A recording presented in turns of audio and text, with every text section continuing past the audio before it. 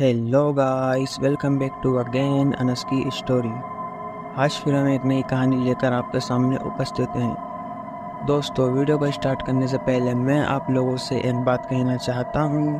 अगर ये वीडियो आप तक पहुंच गई है तो प्लीज़ आप चैनल को सब्सक्राइब करें और मुझे अपना छोटा भाई समझकर सपोर्ट करें, क्योंकि आपके सब्सक्राइब करने से हमें मोटिवेशन मिलता है और वीडियो बनाने में भी अच्छा लगता है। तो प्लीज़ आप लोग मुझे सपोर्ट करें। तो चलिए शुरू करते हैं आज की कहानी, डाक बंगला हॉरर स्टोरी। पुराने समय की बात है। एक घने जंगल के बीचों बीच एक पुराना डाक बंगला था। उस डाक बंगले को लोग भूत बंगला के नाम से जानते थे। कई सालों से कोई भी वहां रात बिताने की हिम्मत नहीं करता था। कहते हैं कि वहां रात में अजीब अजीब आवाज़ें आती हैं और भूत प्रेत का बसेरा है। शहर के एक यंग पत्रकार रवि को इस डाक बंगले की कहानी में दिलचस्पी हुई। उसने ठान लिया कि वह इस रहस्य से पर्दा उठाएगा। रवि ने अपने कुछ दोस्तों को साथ लिया और उस बंगले में एक रात बिताने का फैसला किया। वे सभी मिलकर उस बंगले की ओर रवाना हो गए। जब वे डाक बंगला पहुंचे तो शाम हो चुकी थी। बंगले का दरवाज़ा जोर से चिरचिराया और वे अंदर चले गए। अंदर का दृश्य बहुत ही भयानक था। दीवारों पर मकड़ी के जाले थे और हर कोने से धूल उड़ रही थी। रवि और उसके दोस्त धीरे धीरे हर कमरे को देख रहे थे। तभी उन्हें एक कमरे में एक पुराने दस्तावेज मिले, जिनमें बंगले के अतीत के बारे में कुछ रहस्य भरी बातें थीं। दस्तावेजों में लिखा था कि इस डाक बंगले में एक समय पर एक खतरनाक डाकू का बसेरा था, जिसका नाम कालिया था।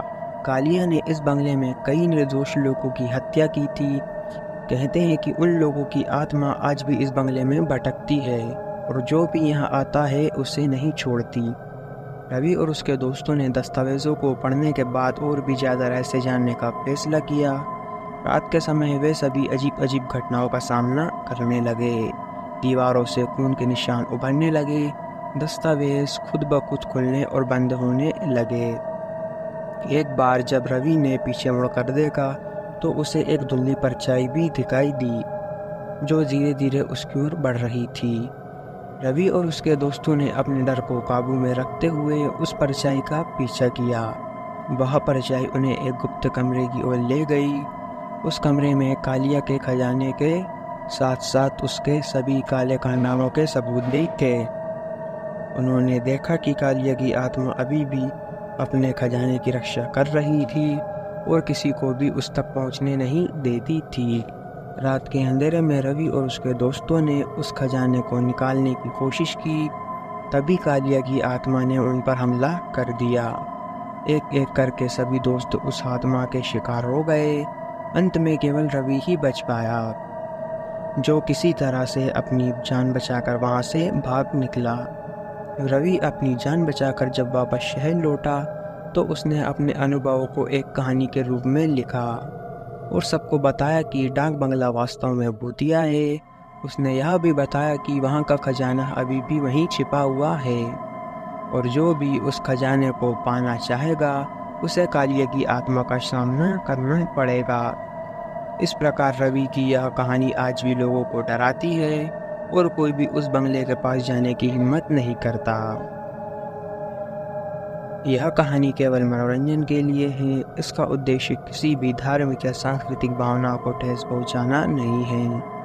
अंत मैं मिलता हूं आपको नेक्स्ट वीडियो में किसी नए टॉपिक के साथ। Love you so much Anas की जनता। अगर आप लोगों के पास भी कोई डरावनी हॉरर स्टोरी है तो आप हमें इंस्टाग्राम पर DM करें। जय हिंद, जय भारत। अगर आपको वीडियो अच्छी लगी हो तो प्लीज़ वीडियो को लाइक करें और चैनल को भी सब्सक्राइब करके बेल नोटिफिकेशन को ऑल पर प्रेस कर दें। Thanks for your watching.